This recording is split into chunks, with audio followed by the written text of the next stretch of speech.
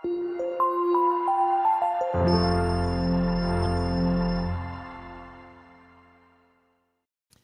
1952, meron pong isang babae by the name of Florence Chadwick. She is an excellent swimmer. And she wanted to put her name in the Guinness Book of Record. Gusto niya mailagay ang pangalan niya sa record ng kasaysayan.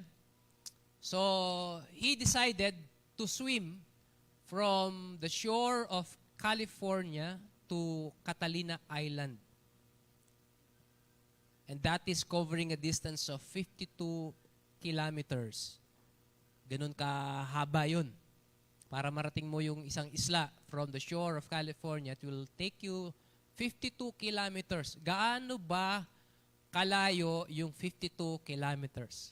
Para magkaroon po tayo ng idea kung gaano kalayo yung 52 kilometers.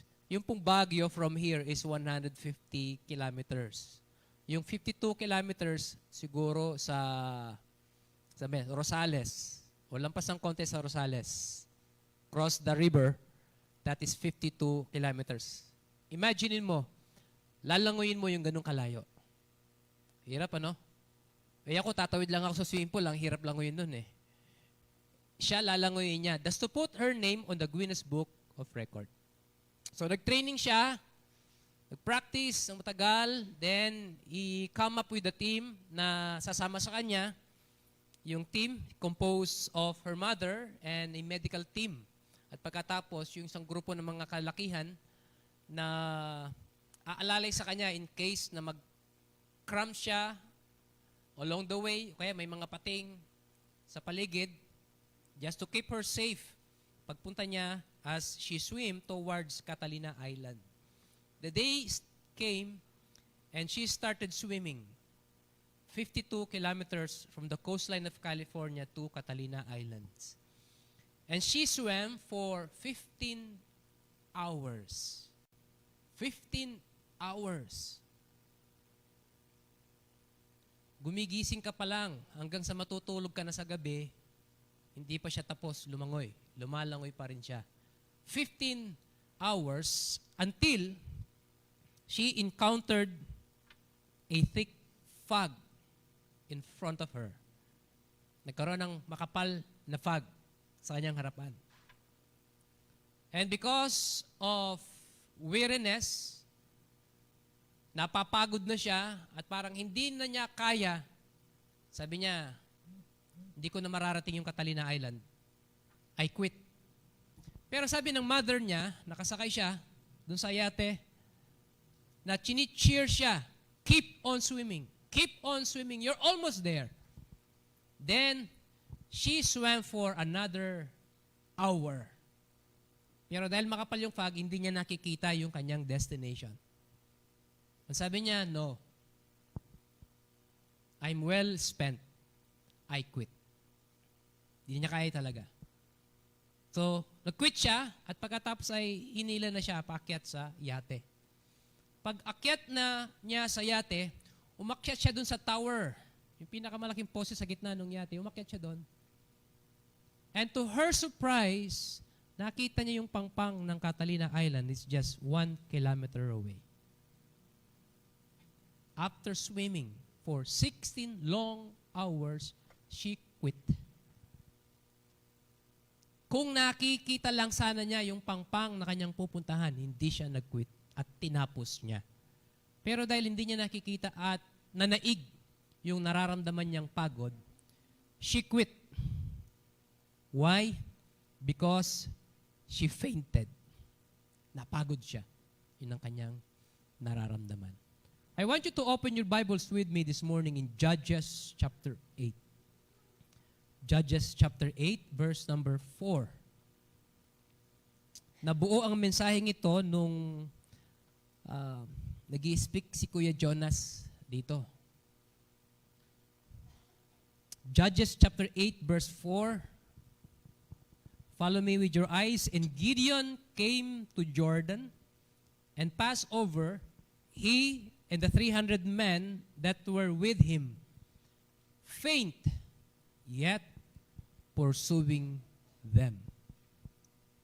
The title of our message this morning is Faint Opportunities of God. Faint Opportunities of God. When you reach your limit, God's opportunities begins.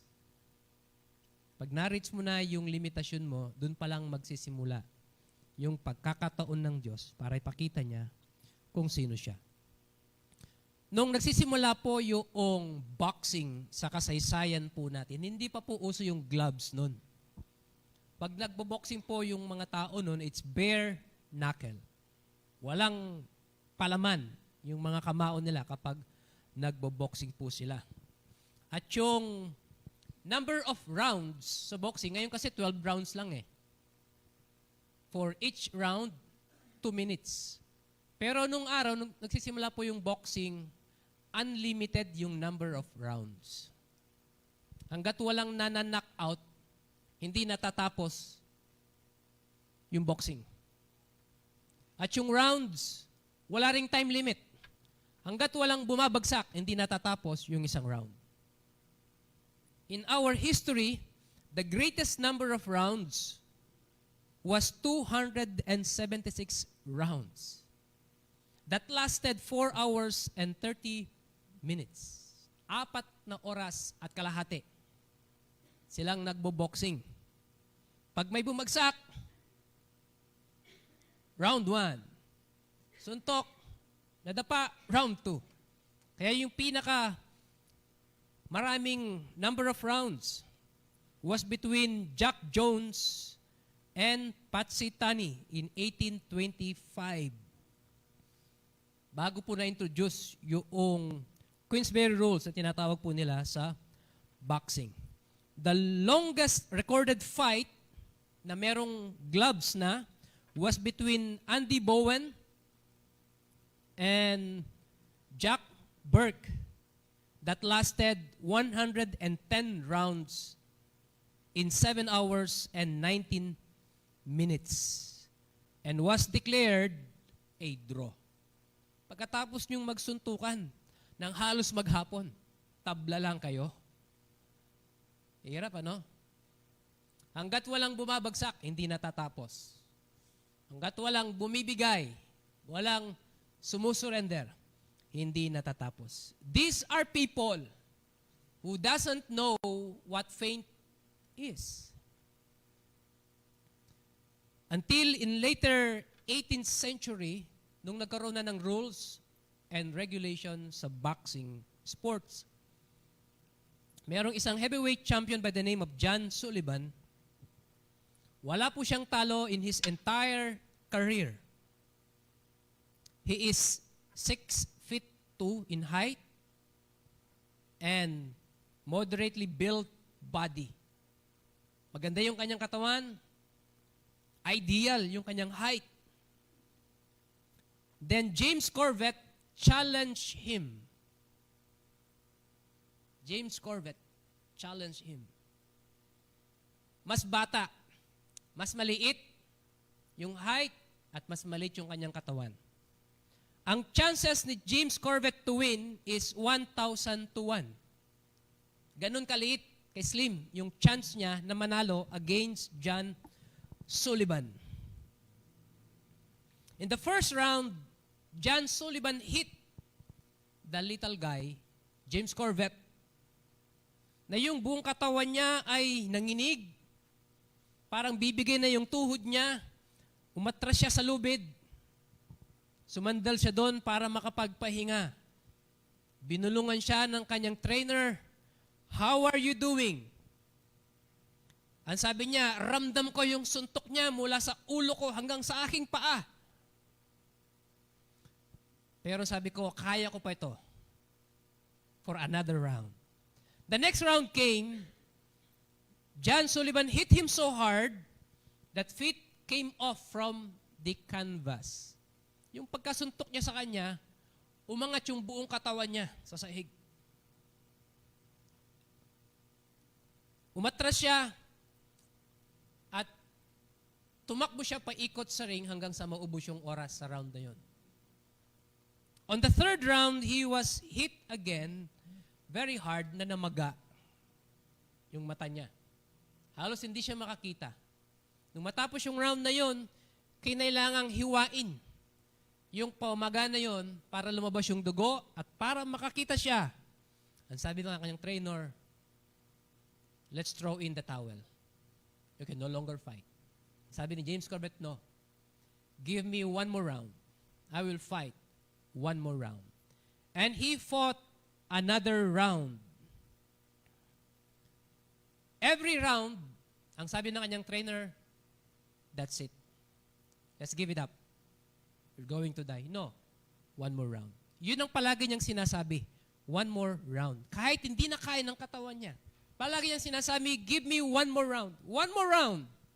And on the 21st round, James Corbett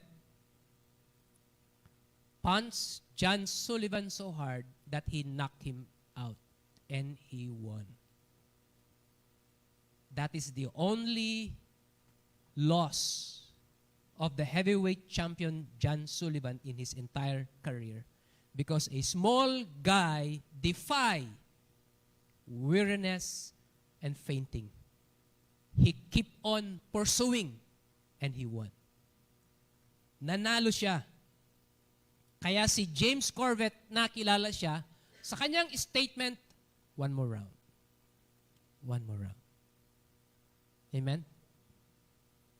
Alam niyo minsan, siguro minsan, madalas, dumarating sa atin yung pagkakataon na parang napapagod ka na. You have so much responsibility on your shoulder and you are getting tired. Gusto mo nang huminto. Ayaw mo na. Maybe you are the only breadwinner in the family. Hindi mo na nabibigyan ng panahon yung sarili mo. Gusto mo naman magpahinga. And you want to stop. You want to quit. Maybe you've been working for years. Gusto mo namang magpahinga. You want to quit. Or baka meron kang ministry sa church, walang ibang gumagawa, ikaw na lang palagi nagsasawa ka na, you want to quit. Let me challenge you this morning, whatever your situation in life is, one more round. Amen? One more round. Don't quit. Pursue. Bakit ba tayo napapagod? Napapagod tayo because of the scope of work. Yung laki ng trabaho. Alam niyo yun, kayo ng mga nanay. Hindi ka pa nagsisimula, nakikita mo pa lang yung labada mo, napapagod ka na. Am I correct? Hindi ka pa nagsisimula, nakikita mo pa lang yung gabundok na labada, parang napapagod ka na. Yung mga estudyante, bukas pa lamang yung exam. Nakikita mo pa lamang yung mga i-review mo, parang napapagod ka na, nai-stress ka na. Yung laki ng responsibility ng mga tatay, sa pamilya, sa mga anak, sa trabaho niya, just the thought of it, as if we are fainting already. Napapagod na tayo. That's one source of fainting. Scope of work, then yung scarcity of worker.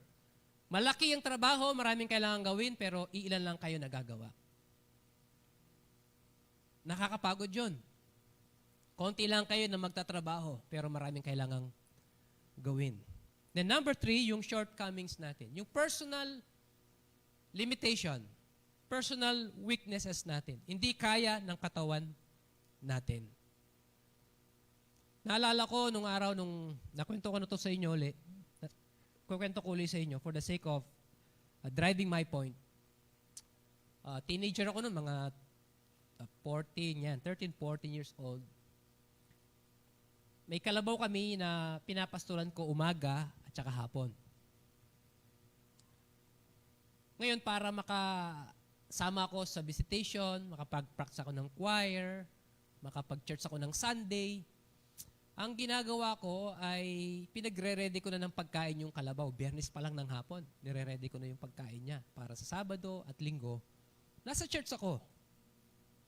Yung pagkain niya, yung, alam niyo yun, yung, hindi ko alam sa Tagalog eh. Sa Kapampangan, mangumpe kung dikot. Sino nakakaalam sa Tagalog nun? Hindi nyo alam? O yun, basta. Itatali ko yun. Talagang merong ginawang pantaling lubid yung lolo ko nun. Pag tinali mo yun, ganito siya kalaki. At mabigat yun. Almost 50 kilos yun. Bubuhatin ko yun. Pagkatapos nun, papasok ako sa tubuan. Ang tawag namin doon sa mga batang tubo na tumutubo, suli. Mag-iipon ako ng ganon. Itatali ko, buntukan ko na naman. Ipapatok sa ulo ko, yuwi ko. Lalakarin ko lang from Tarihi to Salapungan. Lalakarin ko yun. At that age, mabigat na mabigat yun para sa akin. Wala pa ako sa kalahati, parang hindi ko na kaya, napapagod na ako. Pero lagi kong prayer, Lord, extend my strength. Dagdagan niyo yung lakas ko. Dugtungan niyo yung lakas ko na maiabot ko ito sa bahay. Palaging ganun. Every week, paraging ganun. Alam nyo, when you reach your limitation and you will keep on pursuing, it is no longer you. It's God working. Hindi na yung lakas natin ang ginagamit natin. Yung lakas na ng Panginoon. Amen? Hindi na yung kapangyarihan mo ang ginagamit mo, kundi yung kapangyarihan ng Panginoon. During the pandemic season, nag-shutdown po almost everything. Yung medical field lang natin ang hindi nag-shutdown. Buhay na buhay. Almost everything nag-shutdown. Then, nung nagkaroon ng pastor's meeting, after all the hassle during the pandemic, we decided to meet. Ang sabi ni Pastor Jan sa amin, we are on a crisis. But remember, in every crisis, there is opportunities. This is opportunities for us. Have you ever wondered why eagles survive storms? Because they always rise above the storm. Pag lumipad yung mga agila, lilipad sila na mas mataas kaysa sa bagyo. Kaya hindi nila nararamdaman yung bagyo. Hihintay lang nilang lumipas yung bagyo. And this morning, let me encourage you, let us rise above our crisis. Don't let your crisis in life put you down, bring you down, discourage you, but instead, rise above your crisis. When you are fainting, keep on pursuing. Why? Yung pagod ka na, bakit kailangan ko pang magpatuloy? Kung babalik po tayo sa talata na binasa po natin, the Israelites were fainting. Pero sabi ng Bible, they keep on pursuing. Faint, yet pursuing. Nagpapatuloy. Hinabol pa rin nila yung kanilang mga kalaban. Just to give you a brief background kung ano nangyayari dito, yung Israel ay makikipaggera against the Midianites.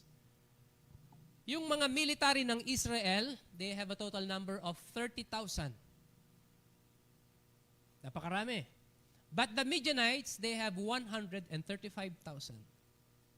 Higit na mas marami sila. Pero ang sabi ng Panginoon kay Gideon, Gideon, there are too many. Lord, 135,000 yung kalaban namin. 30,000 lang kami. Sabi ng Panginoon, yung mga natatakot sa kanila, pauwiin mo na. At ang natira is 10,000. Dito medyo kinakabahan si Gideon. Imposible na silang manalo. Sabi ng Panginoon, they are still too many. Lord, paano namin tatalunin yun? 135,000. 10,000 na lang kami. Painumin mo sila sa ilog. Lahat ng uminom katulad ng aso, pauwiin mo. Pero yung mga minom na dinakot yung kanilang kamay sa tubig, sila yung isama mo. At ang natira sa kanya is 300. And we know the story, nanalo si Gideon. against 135,000. Sundalo niya, 300 lang.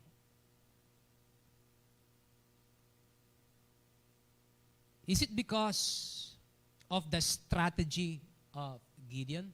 I don't think so.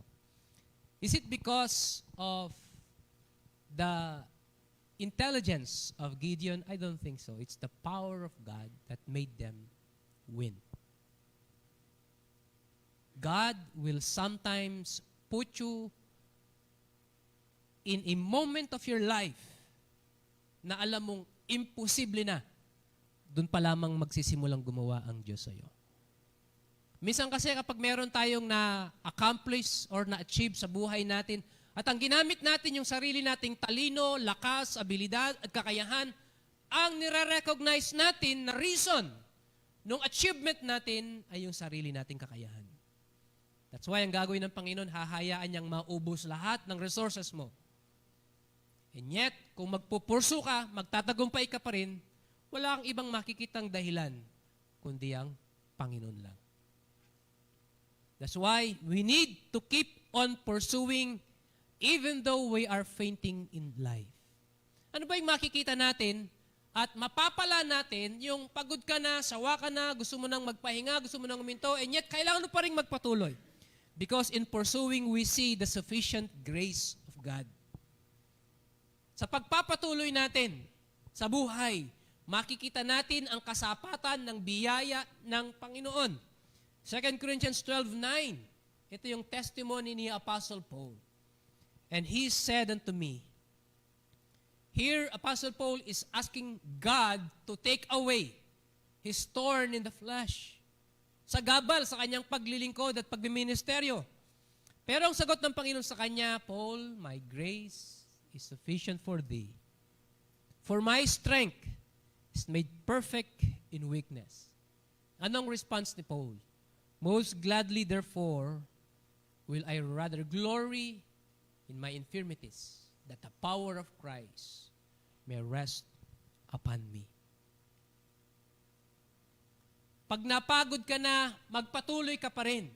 Kahit parang ayaw na ng katawan mo. Kahit parang ayaw ng gumalaw ng katawan mo. Kahit parang gusto mo nang magpahinga, let me encourage you this morning, keep on pursuing. Sapagkat ang biyaya ng Diyos ay sapat para makapagpatuloy ka.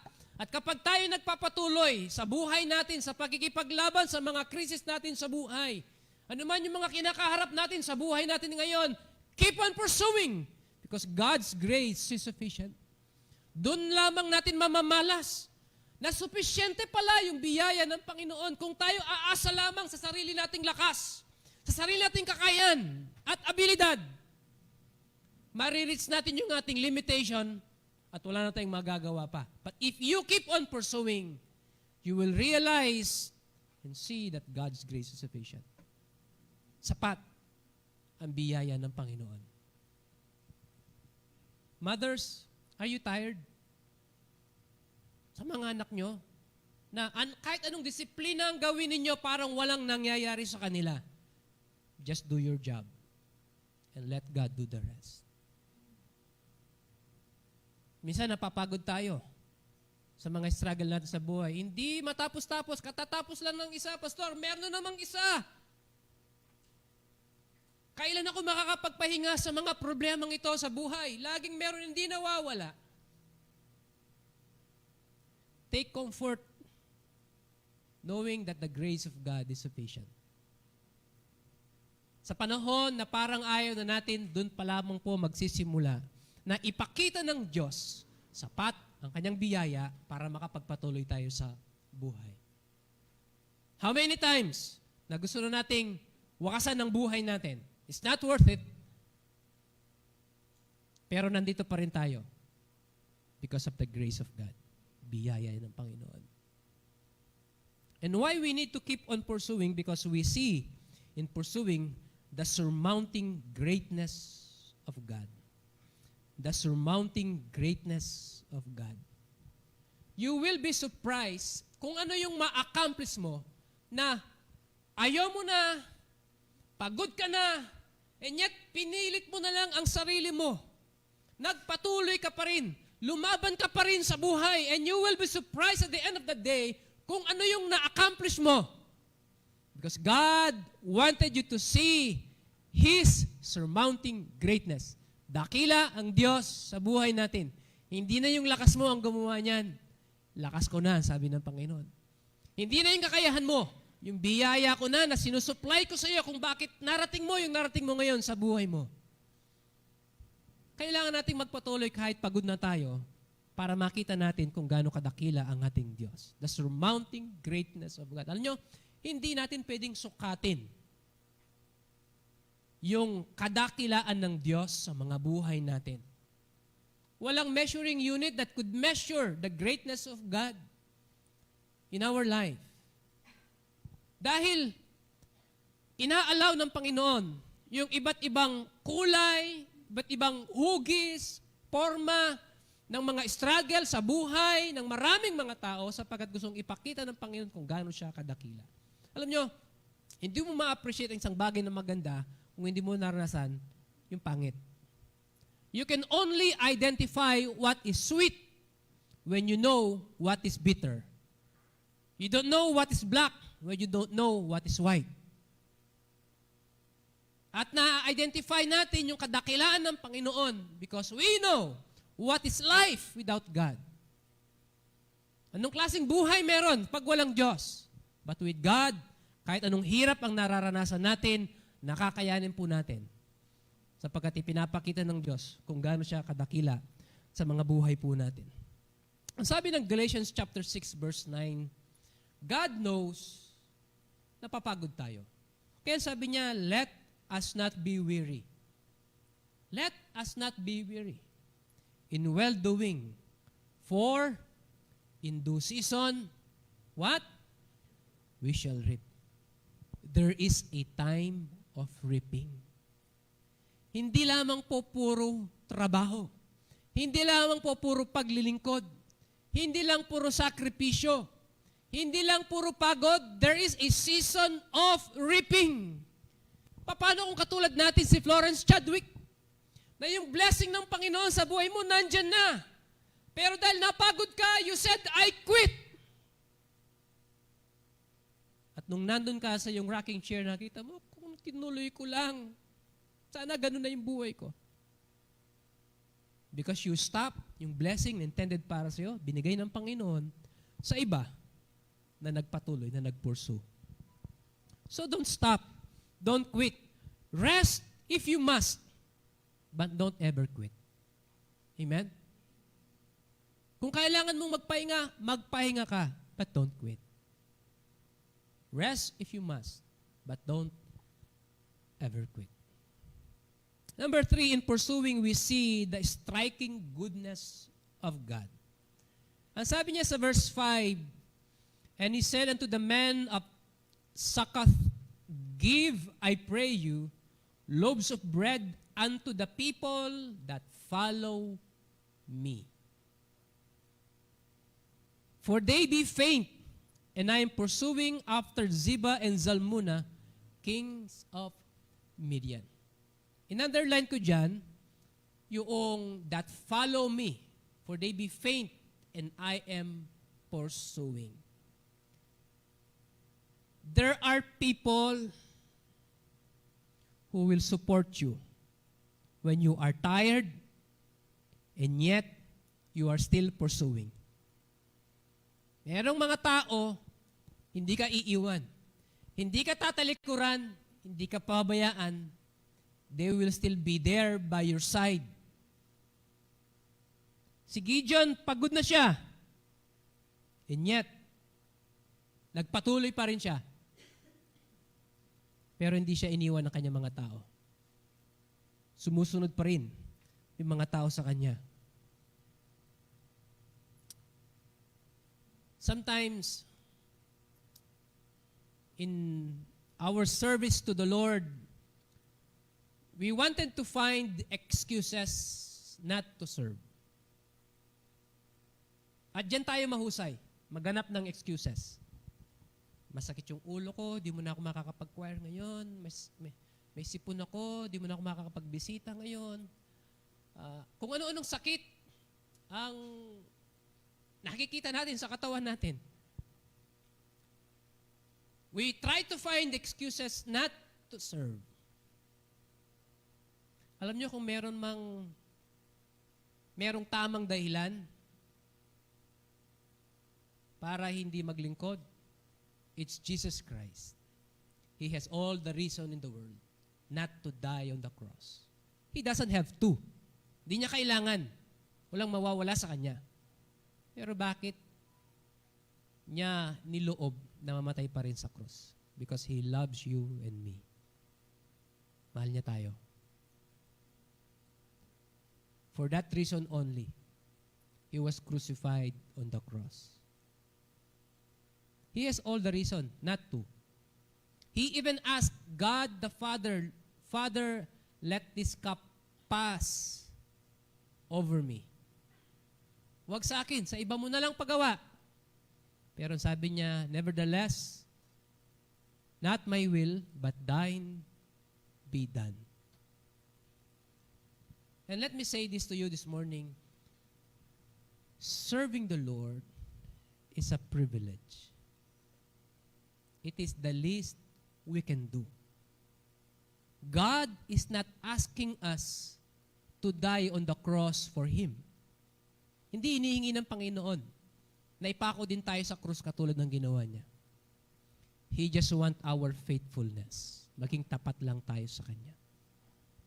So when opportunities knock on the door, don't look for an excuse, but find a way so we could serve God. Because serving God is a privilege. Alam nyo na ipapakita ng Panginoon yung Kanyang kabutihan sa atin. Na kahit pagod ka na, nagpapatuloy ka, God will give you people who will support you. And God will give you people that will be there on your side when the tough gets going. Kapag mahirap ng buhay, parang di mo na kaya, God will be there. So do not look for an alibi, but rather find a way to serve Him.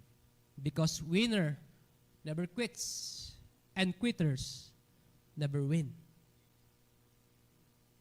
Pastor, hindi mo na iintindihan yung sakripisyo ko. Noong isang araw, pinag-uusapan po naming mga pastors yung sacrifice. How do you define sacrifice?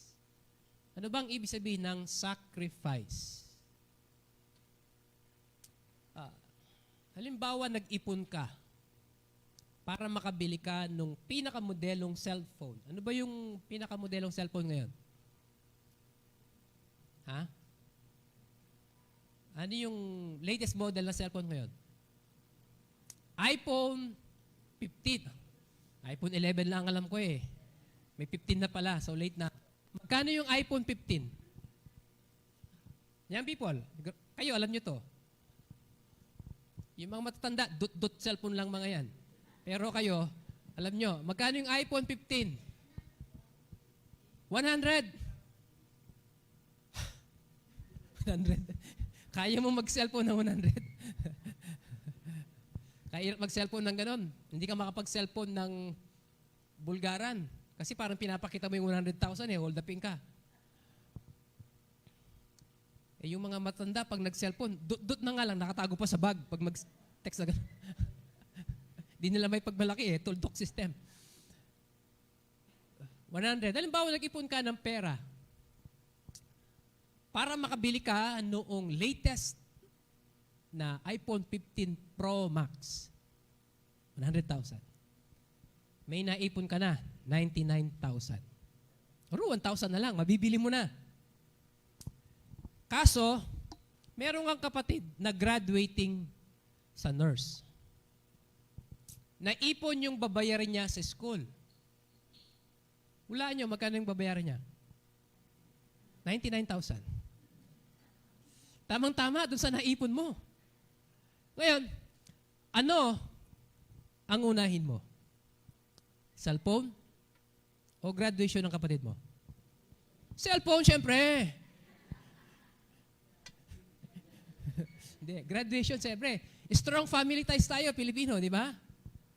Kahit labag sa kalooban mo, pikit mata mong ibibigay yung 99,000 para makagraduate siya. O pagka-graduate mo, mag-board exam ka kaagad, kumuha ka ng trabaho kaagad, ibalik mo yung 99,000. By that time, wala na yung iPhone 15, iPhone 25 na siguro. Can you consider that a sacrifice? Na ibibili mo ng cellphone and yet you gave it away for someone else. Can you consider that a sacrifice? Sakripisyo ba yon? Kapag tinitingnan mo yung kayang gawin ng isang bagay, tapos ipinamigay mo lang, ang tawag natin doon, sacrifice eh. Di ba? When you give something na marami kang pwedeng paggamitan, pero pinamigay mo lang, we call it a sacrifice. Halimbawa, nag-brown out, walang kuryente, walang ilaw, walang electric fan, walang aircon, madilim, at maalinsangan. Ngayon, magpipreach ako. Dahil hindi nyo ako nakikita, di ko nakikita yung outline, hahaba yung preaching, kapale, tutuloy yung pawas. Ngayon, ang pinakamalamig na lugar dito, yung malapit sa pinto. Gusto mo komportable ka, ando ka sa tabi ng pinto. Ngayon, ibibigay mo ba yung upuan mo sa nakakatanda sa'yo? Or you keep your seat? Ibibigay mo, di ba? Gentlemen. We call it a sacrifice. Yung pansarili mong pakinabang, pansarili mong interest, i-give up mo para sa iba. That is sacrifice. Ngayon, oftentimes we feel na marami na tayong sakripisyong binigay sa buhay natin or binigay sa Panginoon, yung resources natin, yung time natin, sinakripisyo na natin. Meron ang kaibigan, birthday niya, maglilibre siya, mag-outing kayo. Libre lahat, wala kang babayaran sa transportation, sa accommodation, sa pagkain, sasama ka lang. Kaso problema yung araw na aalis kayo, BBS natin, magtuturo ka ng bata. Kasama ka sa outing, tuturo ka ng bata. Pag nagturo ka ng bata, it is a sacrifice. Iiyak ka sa gabi. Ngayon lang ako makakapasyal. Sinermonan pa kami ni pastor. Turo ko ng bata. Sacrifice. Alam nyo, regardless of what we have sacrificed with, kung naman yung mga ginawa natin sakripisyo sa buhay, sa church, sa Panginoon, sa pamilya natin, sa kapitbahay mo, kapatid mo, kaibigan mo, ano man yung mga sacrifices natin, subukan mong itabi yung tinatawag mong sacrifice sa sacrifice na ginawa ng Panginoon. Christ gave up His life for you. He sacrificed everything, even His very life, para sa atin. I-compare mo ngayon yung sacrifice mo dun sa sacrifice ng Panginoon. Parang nababaliwala yung sacrifice natin in comparison sa sacrifice na ginawa ng Panginoon. But you know what?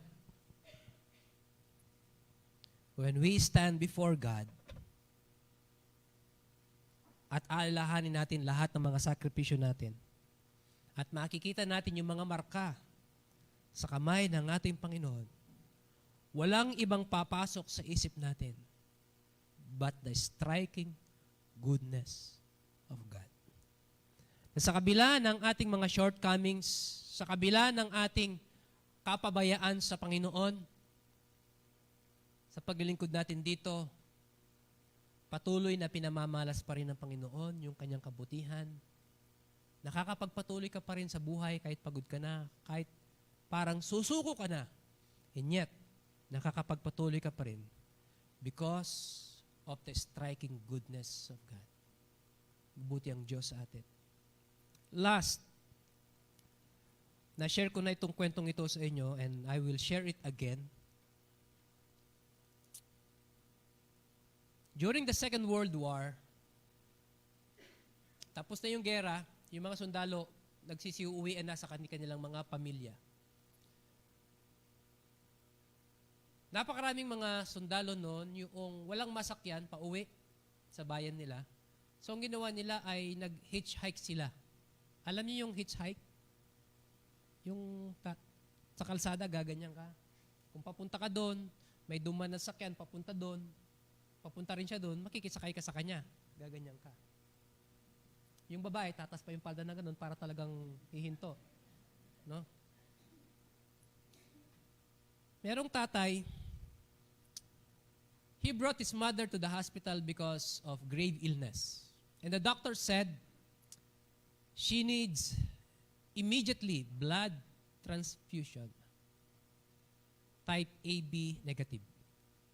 It's a very rare type of blood. Wala pang mga blood bank at that time.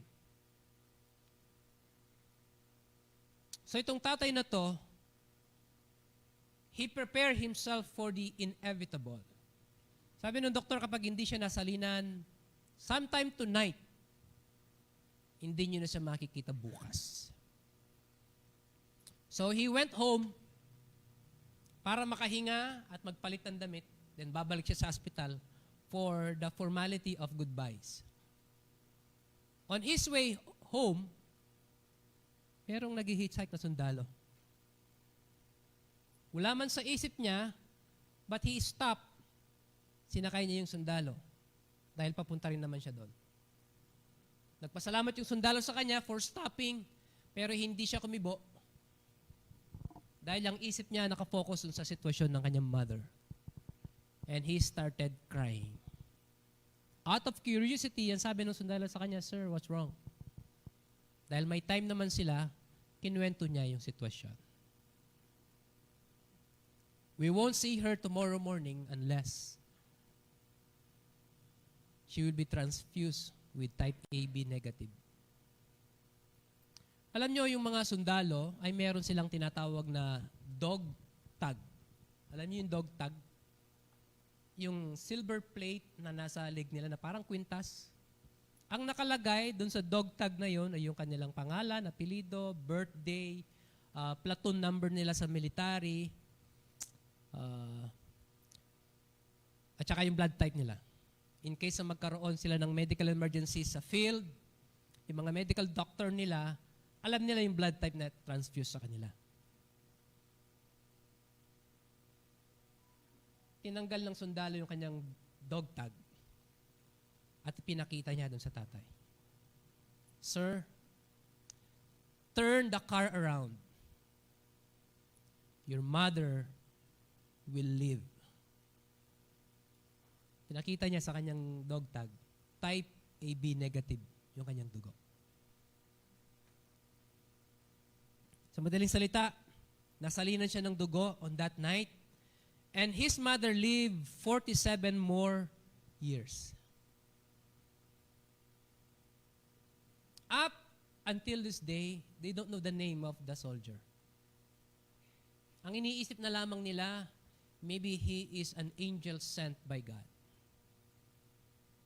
This father has reached his limit. He already gave up. Alam na niya that would be the last night of his mother. But the Lord's grace began. Yung alam mong wala ka ng pag-asa, hopeless ka na, doon pa lang magsisimulang gumawa ang Panginoon. So church, maybe you are tired and hopeless in your situation. Keep on pursuing because God's grace is sufficient. In pursuing, we will see the sufficient grace of God, the surmounting greatness of God, and the striking goodness of God. Faint, yet pursue.